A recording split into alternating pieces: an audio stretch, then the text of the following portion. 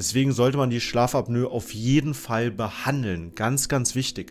Das fängt beim Schnarchen an und irgendwann geht es eben zur Schlafapnoe. Was ich dir aber auf jeden Fall sagen kann, ne, zum einen wirklich Gewichtsabnahme ist der Schritt Nummer 1. Eine langfristige Gewichtsabnahme, ja, keine Crash-Diät, wo man sagt, komm, wir versuchen es mal jetzt 1, 2 Monate und dann leben wir so wie zuvor. Das bringt überhaupt nichts. Ja, das zeigen einfach die Erfahrungswerte, dass das eben die Crash-Diäten sind, die heutzutage verkauft werden. Aber im Endeffekt kommt dann der Jojo-Effekt zu Trage und dann sieht es meistens sogar noch schlimmer aus als zuvor.